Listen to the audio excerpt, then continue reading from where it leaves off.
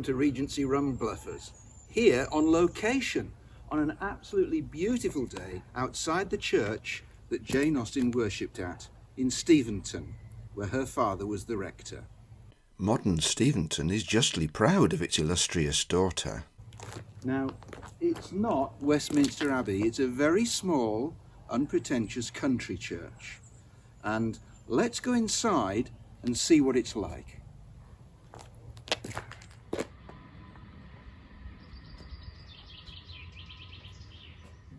As I said, it's not very big, and if you look around, you can see that most of it has been changed by the Victorians, but there are some parts of it which are left, and you can walk in here and you can imagine Jane in a very small congregation worshipping weekly.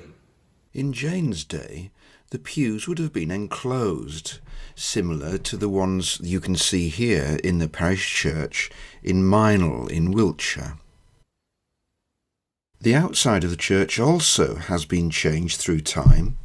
Here you see it in Jane's time, very, very plain. But by 1880, it had had a small square tower added to it. Even later still, a steeple was added to give the shape that we are now used to in modern times. Wall paintings were also added later, though Jane may have seen some medieval paintings which have been retained in a small area. Jane was actually buried in Winchester Cathedral, but there is a plaque here which was fixed in 1936.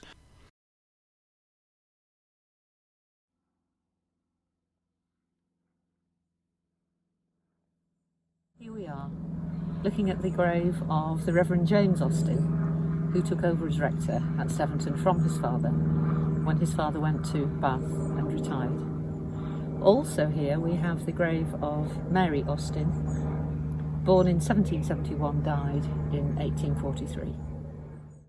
There is also a memorial plaque to James inside the church, which was placed there by his wife Mary. His first wife died in 1795, and she has a plaque to her memory in the church also. James took over from his father when they moved to Bath.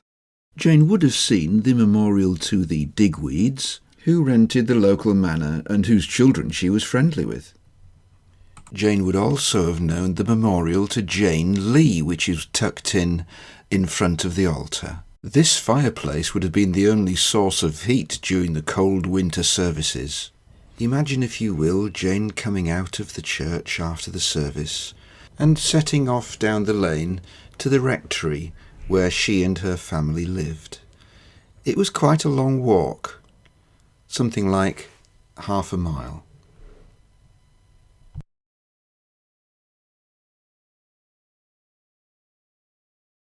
The rectory may have looked rather grand from the outside, but they led a modest lifestyle, and the building was in such a poor state of repair that it was demolished shortly after she left for Bath. All that remains now is a water pump in the middle of a field that's completely open. A thin but steady stream of visitors makes the pilgrimage to this small Hampshire village in order to feel a little closer to one of England's most popular novelists.